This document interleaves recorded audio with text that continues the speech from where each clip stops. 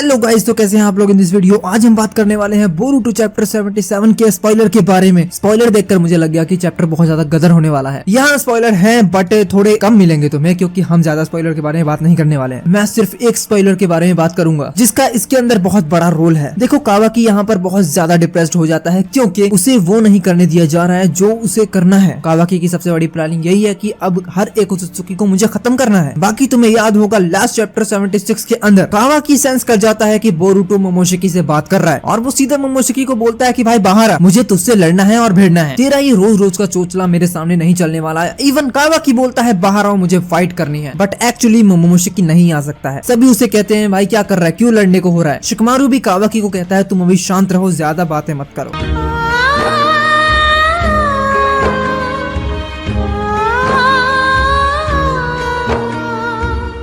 कावाकी सभी से गुस्सा होकर नारुतो के घर पे चला जाता है। वहाँ पर जाकर बंदा यही सोचता है कि मुझे सभी उत्सुकी को उन्हीं की पावर से मारना है, बस मुझे इन सभी को खत्म करना है। वहीं हिनाटा आती है। हिनाटा बोलती है तुम इतने डिप्रेस्ड क्यों लग रहे हो। कावाकी बोलता है मैं बोरुटो को देखकर इतना ज्यादा डिप्रेस्ड हूँ क्योंकि वो जिंदा है अभी तक और उसके अंदर मोमोशिकी भी है। हिनाटा कावाकी को एक जोरदार थप्पड़ मारती है और बोलती है तुम क्या पागल हो गए हो, तुम अपने भाई को क्यों मारना चाहते हो। यहाँ कावाकी बहुत गुस्से में बोलता है जो भी लॉर्ड सेवंथ को मारना चाहेगा मैं उसे नहीं छोड़ूंगा, भले वो कोई भी हो, क्योंकि लॉर्ड सेवंथ के अलावा मेरा कोई भी नहीं है और मैं उन्हें प्रोटेक्ट करके रहूंगा। देन यहाँ पर नारुतो भी आ जाता है और अगले स्पॉइलर में कावाकी नारुतो एंड हिनाटा दोनों को ही एक अलग डायमेंशन में भेज देता है और इसका रेफरेंस सीधा सीधा एपिसोड 1 से लिया गया है। ये सब तो हो गया, लेकिन कावाकी इसके बाद करने क्या वाला है।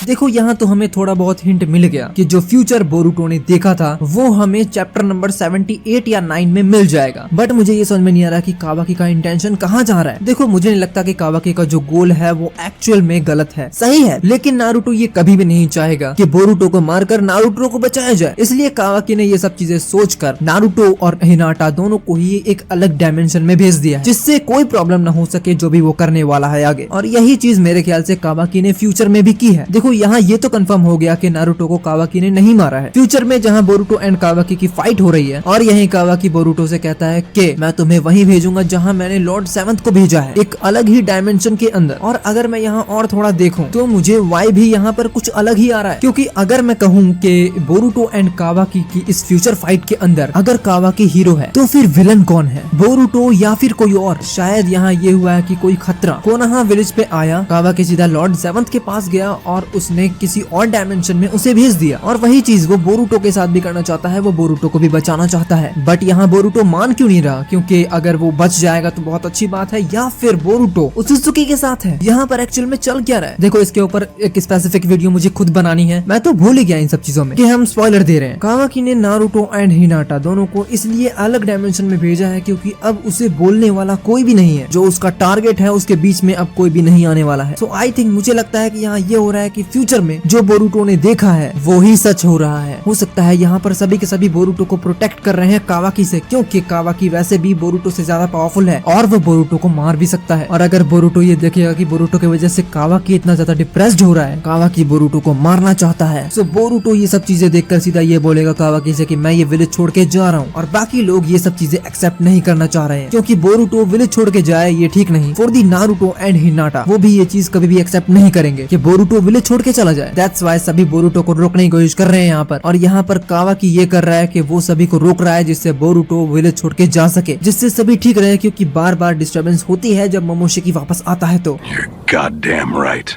दूसरी चीज यहाँ पर ये है, देखो भाई सीधी बात है, कावाकी ऐसा कर क्यों रहा है। सीधा सीधा उसे नारुतो को प्रोटेक्ट करना है। नारुतो को प्रोटेक्ट करने के लिए कावाकी किसी को भी मार सकता है, इसलिए कावाकी ने नारुतो एंड हिनाटा को अलग डायमेंशन में भेजा है। और सीधा कावाकी वहाँ खड़ा खड़ा यही कहता है कि मुझे जो करना है वो मुझे करने दो, उसके बाद भले तुम मुझे मार डालना, मुझे कोई रिग्रेट नहीं रहेगा, क्योंकि मैं हंसते हंसते मरने को तैयार हो जाऊंगा। मुझे एक सेटिस्फेक्शन होगा कि मैंने अपने लॉर्ड सेवंथ को प्रोटेक्ट किया अपने मरते दम तक।